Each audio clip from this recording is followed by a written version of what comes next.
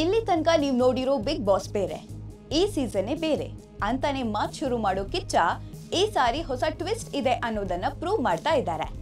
ಈ ಸೀಸನ್ ಅಷ್ಟು ಕಿಕ್ ಕೊಡ್ತಾ ಇಲ್ಲ, ನಿಮ್ಮ ಆಟ ಶುರುನೇ ಮಾಡಿಲ್ಲ ಅಂತ ಕಂಟೆಸ್ಟೆಂಟ್ಗಳಿಗೆ ಬೆಂಡೆತ್ತಿದ ಸುದೀಪ್ ಮತ್ತೊಂದು ಬಾಂಬ್ ಹಾಕಿದ್ದಾರೆ. ಅರೆ ಏನಪ್ಪಾ ಅಂತ ಯೋಚನೆ ಮಾಡ್ತಾ ಇದ್ದೀರಾ? ಇರಿ ಹೇಳ್ತೀನಿ. ಅದಕ್ಕಿಂತ ಮುಂಚೆ ಈ ಬಾರಿ ಸ್ಪರ್ಧಿಗಳು ಆಡಕ್ ಬಂದಿದ್ದಾರೋ ಅಥವಾ ಸುಮ್ಮನೆ ಮನೆ ನೋಡ್ಕೊಂಡು ಉಣ್ಕೊಂಡು ತಿನ್ಕೊಂಡು ಹೋಗೋಣ ಅಂತ ಅನ್ಕೊಂಡು ಬಂದಿದ್ದಾರೋ ಅನ್ನೋ ಪ್ರಶ್ನೆ ಆಡಿಯನ್ಸ್ಗೆ ಕಾಡ್ತಾ ಇದೆ. ಕಾಕ್ರೋಚ್ ಸುದ್ದಿ ನಾನಿದ್ದೀನಪ್ಪ ಅಂತ ಆಗಾಗ ಪ್ರೂವ್ ಮಾಡ್ತಾ ಇದ್ರೆ ರಾಶಿಕಾ ಶೆಟ್ಟಿ ಯಾರು ಅಂತ ಜನ ಕನ್ಫ್ಯೂಷನ್ ಅಲ್ಲೇ ಇದ್ದಾರೆ. ಮಾಳು ಹಾಡು ಹಾಡೋದು ಬಿಟ್ಟು ಮೂಲೆ ಸೇರ್ತಿದ್ದಾರಾ ಅನ್ನೋ ಡೌಟ್ ಅಂತೂ ಇದೆ. ಸ್ಪಂದನ ಸುದ್ದಿ ಇಲ್ಲ ಬಿಡಿ, ಮಲ್ಲಮ್ಮ ಮುಗ್ಧತೆಯಲ್ಲಿ ಮುಳುಗೋಗಿದ್ದಾರೆ.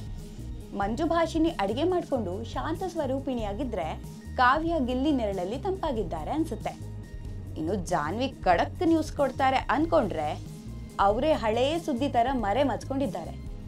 ಧ್ರುವಂತ್ ನಾನ್ ಗೆಲ್ಬೇಕೋ ಮಲ್ಲಮ್ಮ ಗೆಲ್ಬೇಕೋ ಅನ್ನೋ ಕನ್ಫ್ಯೂಷನ್ ನಲ್ಲಿ ಇದ್ರೆ ಚಂದ್ರಪ್ರಭಾ ಡಾಗ್ ಸತೀಶ್ ಮಾತು ಕೇಳ್ಕೊಂಡು ಹಾಯಾಗಿದ್ದಾರೆ ಅನ್ಸುತ್ತೆ. ಇನ್ನು ಧನುಷ್ ಟಾಸ್ಕ್ ಗೆದ್ದಿದ್ರು ಬಿಗ್ ಬಾಸ್ ಆಟ ಶುರು ಮಾಡಿದ್ದಾರೆ ಅಂತ ಅನಿಸ್ತಾ ಇಲ್ಲ. ಅಶ್ವಿನಿ ಮತ್ತು ಅಭಿಷೇಕ್ ಅಲ್ಲಿ ಓಡಾಟ ಬಿಟ್ರೆ ಅವ್ರದ್ದು ಪತ್ತೆ ಇಲ್ಲ. ಇನ್ನು ಫಸ್ಟ್ ವೀಕ್ ಮನೆಗೆ ಹೋದ ರಕ್ಷಿತಾ ಶೆಟ್ಟಿ ವಾಪಸ್ ಬಂದ್ರು ಏನ್ ಆಡ್ತಾರೆ ಅನ್ನೋದನ್ನ ನೋಡ್ಬೇಕಾಗಿದೆ. ಇದೆಲ್ಲ ನೋಡ್ತಾ ಇರೋ ಕಿಚ್ಚ ಬೇಸತ್ತು ಇಡೀ ಕಂಟೆಸ್ಟೆಂಟ್ಗಳಿಗೆ ಎಚ್ಚರಿಕೆ ಗಂಟೆ ಬಾರಿಸಿದ್ದಾರೆ. ಇಲ್ಲಿ ತನಕ ಇದ್ದ ಸೀಸನ್ ಬೇರೆ, ಈ ಸೀಸನ್ ಬೇರೆ. ನಿಮ್ಮಲ್ಲಿ ಅರ್ಧದಷ್ಟು ಜನ ಎಲಿಮಿನೇಟ್ ಆಗಿ ಹೊಸಬರು ಕೂಡ ಮನೆಗೆ ಬರಬಹುದು. ಈ ಚಾನ್ಸಸ್ ಬಹಳಷ್ಟಿದೆ.